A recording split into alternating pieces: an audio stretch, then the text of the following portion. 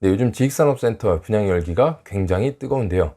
이는 분양을 하고 있는 저뿐만 아니라 지식산업센터 분양을 희망하시는, 투자하시려는 분들도 같이 느끼고 있는 부분일 거라 생각을 합니다. 그러다 보니까 지식산업센터의 공급이 많아지고 분양받으려는 분들도 많아지고 또 분양 상담사 분들도 굉장히 많아지고 있는 그런 추세입니다. 그러다 보니까 뭐 여러 가지 일들이 발생을 하게 되는데요. 오늘은 그 중에서도 사기라 할 수 있는 분양 사례에 대해서 몇 가지 안내를 해드리도록 하겠습니다. 저한테 전화 문의를 하시는 분들 중에서는 뭐 어디 현장이 어떤지, 혹은 뭐 이제 뭐 분양을 받으려면 어떻게 해야 되는지, 뭐 이 지역은 어떻게 보는지, 뭐 다양한 문의가 있는데, 그 중에서도 가끔씩 꼭 빠지지 않고 오는 것 중 하나가, 여기 분양을 받았는데 잘못 받은 것 같은 생각이 드는데 이거 어떻게 해야 되는지, 이거 그때 받았는데 뭐 준공일이 다가오는데 이거 뭐 막 해준다 그랬는데 이쯤 되면은 뭐 대파할 수 있다 그랬는데 어떻게 되는 건지, 이런 내용으로 상담을 요청하시는 분들도 꽤나 많습니다. 어떻게 뭐 계약을 한 이유라면은 크게 어떻게 도와드릴 방법이 없어서 저도 굉장히 안타까운 마음이 많이 드는데요. 그래서 오늘은 몇 가지 사례를 들어서 주의해야 될 점들에 대해서 다시 한번 짚어드리도록 하겠습니다. 주의해야 할 투자 사기 중 첫 번째는 할인을 빌미로 신탁 계좌가 아닌 개인 계좌로 입금을 요구하는 경우가 있습니다. 가장 중요한 부분이 되겠습니다. 지식산업센터뿐만 아니라 아파트든 오피스텔이든 모든 분양에 있어서 계약금, 중도금, 잔금, 돈 들어가는 거는 다 신탁 계좌로 입금을 해야 됩니다. 만약 개인 계좌로 요구할 정도라면은 한 건은 아닙니다. 보통 수십 명, 수백 명을 상대로 수십억 정도를 해서 나르는, 뉴스에 나올 정도의 사건이 되겠는데요. 가끔씩 몇 년에 한 번씩은 뉴스에서 이러한 사건들을 본 것 같습니다. 그래서 분양을 이제 계획하시는 분들은 반드시 모든 자금을 신탁 계좌로 입금을 하셔야 되겠습니다. 과거 영상에서 제가 시공사, 시행사, 신탁회사에 대해서 안내를 해드린 영상이 있습니다. 신탁사는 투자자와 시행사 사이에서 자금을 관리하는 역할을 합니다. 투자자의 자금이 보호가 되는 것이죠. 그래서 이 안에 있어야만 보호를 받을 수 있는 것이지, 이 신탁사가 아닌 다른 루트를 통해서 다른 계좌로 입금하는 것은 어떻게 보호받을 길이 없습니다. 특별히 뭘 쓰지 않는 한, 차용증 같은 걸 쓰지 않는 한, 문서를 쓰지 않는 한 보호받을 길은 없습니다. 반드시 모든 자금은 신탁 계좌로 입금을 하셔야 되겠습니다. 다음은 프리미엄, 수익률 부분을 주의하셔야 되겠습니다.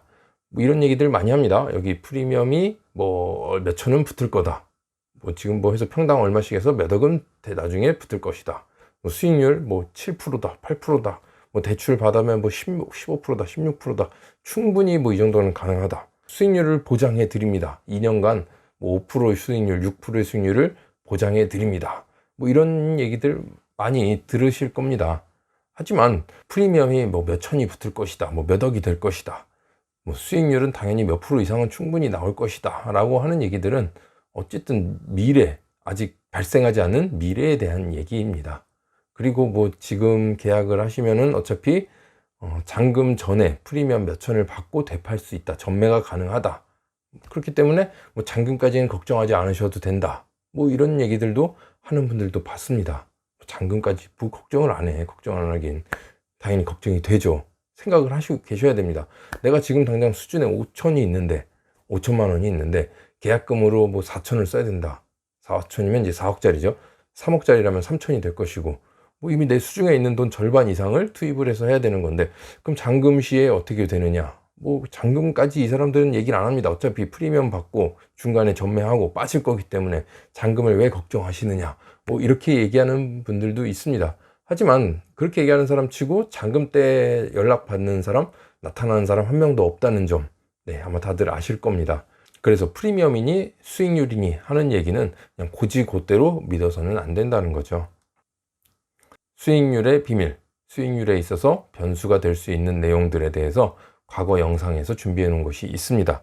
그럼 어떻게 되느냐, 자금이 어떻게 되는지, 어느 정도의 자금이 있어야 되는지에 대해서 먼저 설명을 드리겠습니다.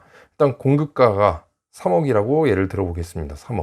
3억인데 대출이 없다면 3억이 고스란히 다 필요하겠죠. 하지만 대출은 80%, 뭐 70%, 80%까지 나온다고 안내를 해드립니다. 그럼 만약 80% 받는다 치면 3억 중에 이제 10%가 계약금이 되겠죠. 3천만 원. 그리고 그게 다냐? 잔금 시에 뭐 80% 대출 받으니까 10%가 더 있어야 되겠죠.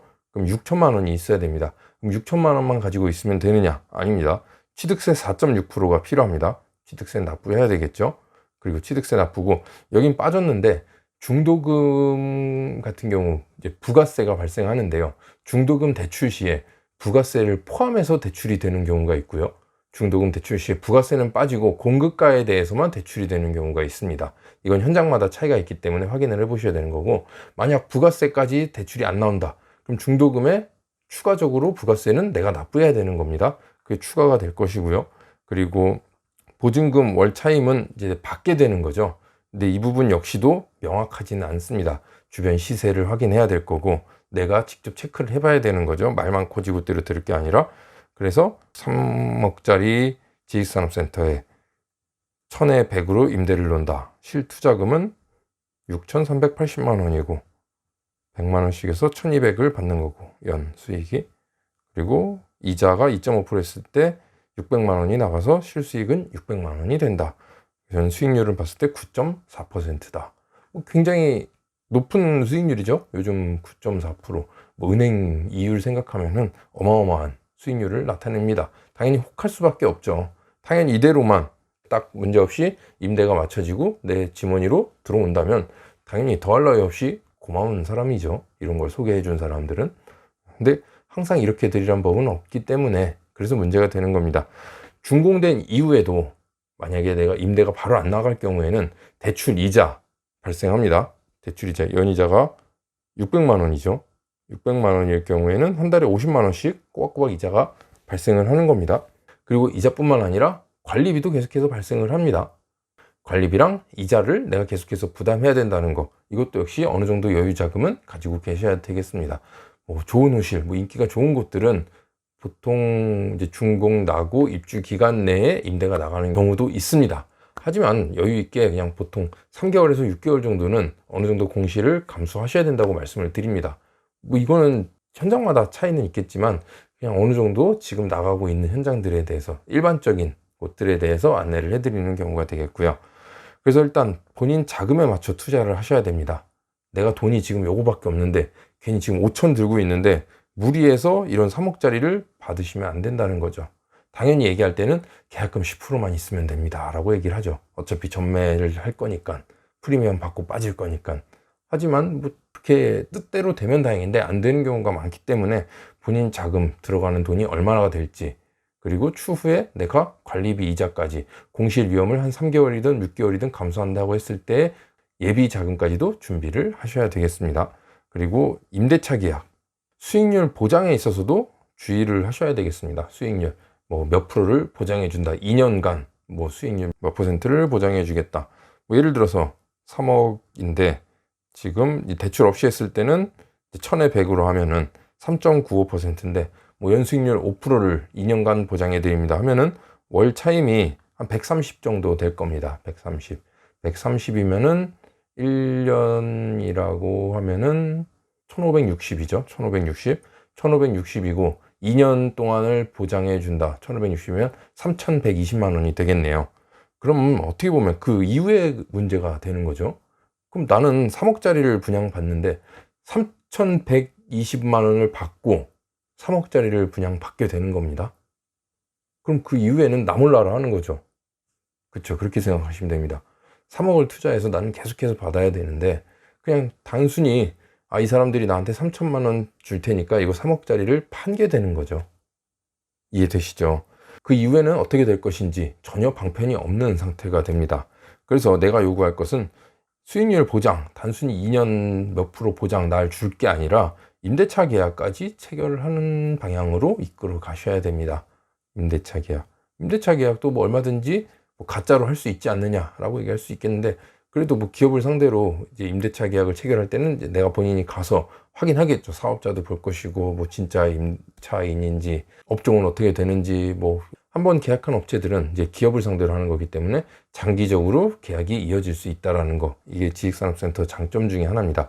그래서 내가 요구해야 될 거는 수익률을 2년간 보장받는 게 아니라 임대차 계약을 체결해 달라고 요구를 해야 되는 거죠. 경기도에 분양하고 있는 지식산업센터 중에서는 프로모션으로 임대차 확약서를 써주는 곳도 있습니다. 제가 과거 영상에서도 올려드린 현장이 있는데, 임대차 확약서라고 하는 거는 준공된 이후부터 임대차가 맞춰지기까지 관리비랑 이자를 납부해 주는 겁니다.